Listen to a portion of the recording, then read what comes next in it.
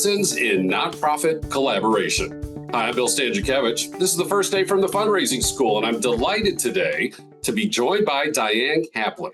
Diane is a member of the board of directors of the Corporation of Public Broadcasting, appointed by the President of the United States, approved by the United States Senate, in recognition for her longtime leadership in public broadcasting and in the field of philanthropy. Diane is the founding president of the Rasmuson Foundation, a position she held for 27 years, and she forged numerous collaborations that, yes, involve the foundation's funding, but also the foundation's influence to bring great solutions and programs and services to Alaska. Diane is also the founder and board member of United States Artists, an organization that is raising money and providing fellowships to artists in all sorts of fields of the arts.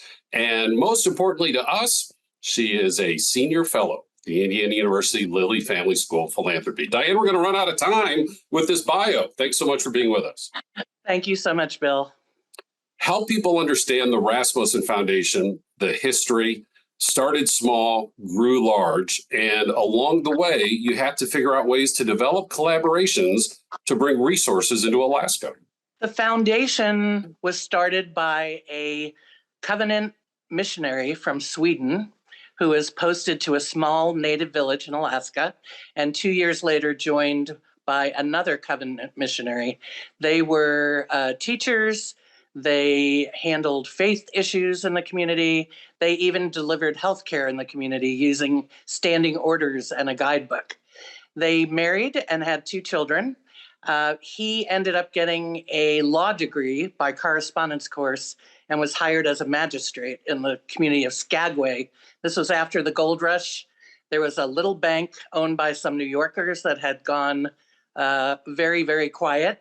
He ended up as their lawyer, and then he ended up buying them out, and they say the rest is history. So that little bank in a very small community ended up being the National Bank of Alaska, a statewide financial institution with 54 branches, and that is where the wealth for the family came from. So the E.A. Rasmussen, who was the patriarch, passed away in the late 50s, and his wife, Jenny, wanted to do something to honor him. Their son, Elmer, had gone to Harvard and had become a protege of Arthur Anderson, who was the accounting executive, and he knew about trusts and endowments, and they created the Rasmussen Foundation with $3,000 of Presbyterian Church funds. The first grant was a $150 grant to the Presbyterian Church in Wasilla, Alaska, for a movie camera for the teen club. That was the humble beginnings. When I joined the foundation in the mid-90s, it had under $6 million in assets, gave small capital grants once a year. I ran a public radio network. We needed everything, small capital. We got our first fax machine, was a Rasmussen grant. Our first computer was a Rasmussen grant. Our first digital tape recorder was a Rasmussen grant. So I got to know Ed Rasmussen, who was the son of Elmer, who was the son of E.A., and we enjoyed each other's company, and we were in Rotary together. And at the point when the family decided they were going to sell their bank to concentrate on philanthropy, they decided they needed to hire somebody, because at that point the foundation was run out of the bank president's office. No guidelines, no phone number, no staff, no deadline, no anything. You just had to hear about it. And by that time, the bank was very well established, had a very great reputation.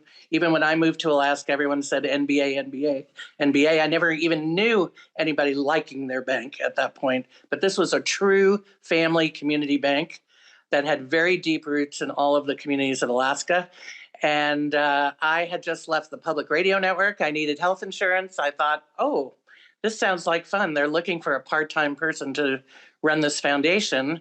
So I called up Ed, and he said, if you want it, it's yours. And then had to persuade him to pay about twice as much as he was planning to pay. But he finally did, and away we went. So I was there right at the beginning, the first staff person. And because we had so little money, I mean, literally 300,000 a year to give out, the only way to do something with big impact was to find other partners to work with us. And we tried it a couple of times. It worked really well. It absolutely fit with the bank culture, where if you're sitting across the table from someone, they're coming in and they're sitting at your desk asking for a loan. The first thing you want to know is, how much money are you putting into it? And who else is going to support this? So that whole idea of having skin in the game was clearly kind of a bank natural. And then because we were so small, we had to have other partners to do anything big. And that meant either the small philanthropies that were there, some of the corporate givers, and government as well. Diane, the first thing before we get to lessons on collaboration, with your strong connections in the arts, I hope you have the Netflix rights to that remarkable story. I'm kind of envisioning like a Yellowstone, Alaska version, and Costner is available. That is really funny. It's a wonderful story. There's not quite as much drama in this story as in the Yellowstone story. Yeah. That's a good thing. But then, yes, you then had you're forming collaborations there in Alaska, but then also you look to the continental 48. What was that collaborative strategy to help bring more resources into Alaska? I had been, when I ran the public radio network, we also started a Native News network, which is still in place, National Native News, Native America Calling, which are the dominant news broadcasts that you can hear in Indian country and also other communities that want to have Native American news. So I had raised money for those, as well as for a Native Heritage Center in Alaska. And in both of those cases, I had a philanthropic partner that had an interest in the project who provided money to allow me to travel around the country and meet with foundations and so on. So when I would go to a foundation, very often I was the first person from Alaska they had ever seen. They really didn't know Alaska. They hadn't been to Alaska. They didn't know anything about Alaska. So I was able, because Alaska is an interesting place that everyone's heard of, find a pretty warm response to some good ideas. And also because we were doing things that would be provided to other communities around the country and also perhaps be a model for other communities, got a pretty good response. But what I realized is how isolated Alaska was and how difficult it would be for a nonprofit organization to show up at the door of the Ford Foundation and hope to be seen and be successful in applying for a grant when there's so much demand and so little knowledge about Alaska. So we started a tour of Alaska, the educational tour of Alaska for grantmakers, that went from the mid-90s up till this year. And we invited grantmakers from around the country, senior executives, CEOs, trustees, to come to Alaska for a week, travel all around, meet lots of people, meet with the US senators, go on the railroad, go on a boat on the river, hopefully catch a salmon, see a bear, and meet really incredible, innovative nonprofit leaders working in very difficult circumstances who had to be very creative to find solutions. And more than the beautiful scenery, the animals, all the rest of it, they were impressed with those young Native and other leaders in the state who were working to find solutions to some of society's most pressing problems.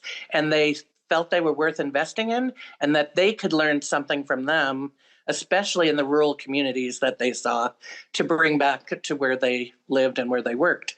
So that tour ended up generating over those years $400 million, more than that, for Alaska communities.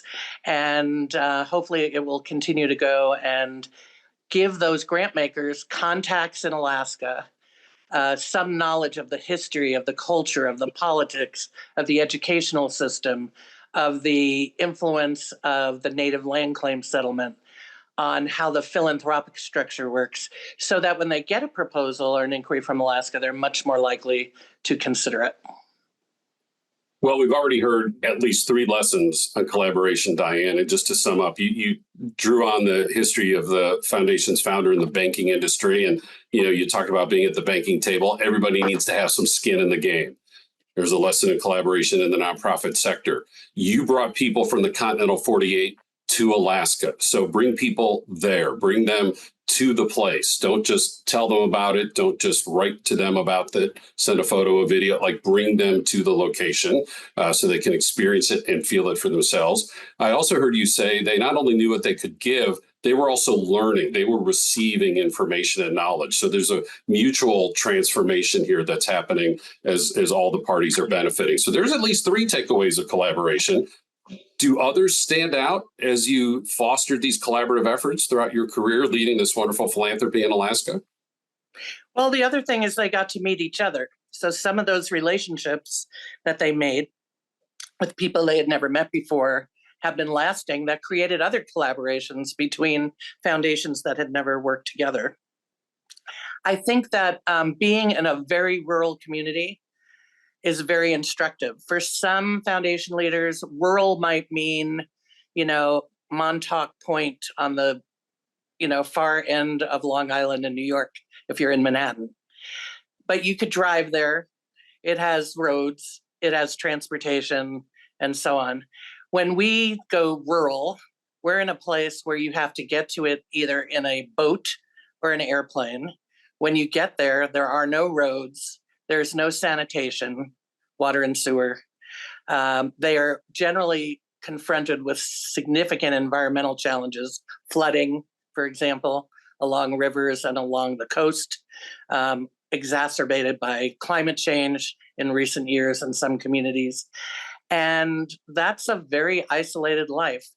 I remember a lot of the grant makers saying, I've traveled all over the world, in Africa and in Asia, and I have never seen a place like this in the United States of America. I had no idea there was a place like this in the United States of America. And in addition to that, most rural communities that have a lot of poverty have also very low cost of living. These are communities with a lot of poverty and a very high cost of living because of transportation. So everything you buy, just add $1 per pound for the cost of transportation. And boy, if you're in Shishmaref, Alaska, your food is coming from a really long way away, and very often it's not in that great shape by the time it gets to Shishmaref. So very, very fascinating. It's one thing to think about climate change, and it's another to be in a community standing on the coast in bad weather and seeing houses that are halfway off, the edge of the world. So you really can't get it till you are there. And you can watch all the movies and films and pictures and all. It's just not the same as sitting down with somebody who grew up in this place, lived there their whole life, and wants it to be maintained as a viable community as time goes on. Diane, this is such wonderful guidance for us. And as fundraisers, we know, candidly, when the foundation calls the meeting, people will attend. There is that unique drawing power that a foundation can have. I'm curious, though, what advice you might have for fundraisers, those on the fund seeking side, the grant seeking side, when they're trying to form collaborations with other nonprofits, certainly to accomplish their public service missions and make a positive impact, but then perhaps collaboratively pursue funding. How would you bring these lessons to their context? I think about some of our most admired nonprofit leaders in rural areas and what makes them special and what makes grant makers want to support them. And part of it is their own generosity. I'm thinking to the middle of, there was a huge storm in Western Alaska a few years ago that did huge damage along the coast, all the way from the Kuskokwim River in the south up till Nome and north of there. And I remember sitting on a Zoom with Melanie Benke, who is the head of the regional nonprofit in Nome. And there was a certain amount of money to be distributed that was emergency money for the storm damage. And she said, you know what, we just got money from here. She said, I don't know if I want my board to know I'm saying this, but I really think the majority of the money should go to the Kuskokwim area because we're pretty well covered right now. As a grant maker, when you see a nonprofit say something like that, it's very impressive and it's unique and you don't see it very often. But she had a feeling of having been treated with great generosity by others and wanting to share that with those she felt were less fortunate than she in dealing with the outcomes of the storm. And this was things like no electricity, and people have their whole year of food, whether it's seal or other marine mammals, fish, and lose all of it because the freezers went out for 5-6 days. You know, it's stuff like that, which would be hard to get a grant, but, you know, just incredible impact on a community and on a family. The other thing I would say is the communities that collaborate as a community, that have a community vision and plan and can get all the significant nonprofits together and have a plan for the vitality of the community over time, always do better in the grant making realm because they're seen as generous, they're seen as thoughtful, strategic, and they are ready to receive philanthropic dollars and put them to work. Something I think about is we had Walter Panzier, who is a trustee with the Helmsley Trust up in Alaska, and he visited Nome and Shishmaref. They did a lot of work with water and sewer in Africa, but during COVID, that got interrupted. They couldn't travel there. He found out when he was there, there were 40 communities with no water and sewer in the Nome region and south. And since they couldn't go to Africa, he decided, let's shift that money over to the Nome region, the Bering Straits region. Why? Because he met Melanie, he met Angie, the head of the health corporation. He was accompanied by the head of the Native for-profit corporation, by the fish co-op, all together as ambassadors for their region, and was so impressed with the collaboration he saw. It seemed like a very low risk opportunity to make a big difference, and that he could count on these leaders to work together to make it happen and not compete with each other for the funding, but see it as an opportunity just to build the assets in the region itself. Well, Diane, thank you for taking our audience on this excursion to Alaska. Your public broadcasting experience is quite evident as you tell those vivid stories and the lessons that all of us can learn on collaboration, which is so important as we lead our nonprofit organizations and, yes, as we fundraise. So these are important lessons that we teach in our courses at the Fundraising School, 24 public courses that lead to 4 different certificates. We can teach in person or online in the United States or anywhere across the world. This is also true of our custom training. We can bring you our courses as they are designed, or we can custom tailor them just for you. We also have our quarterly webinars. We have these weekly podcasts. And of course, all of our knowledge gathered in our textbook, Achieving Excellence in Fundraising, the 5th edition. All this information available on our website at philanthropy.iui.edu/the Fundraising School.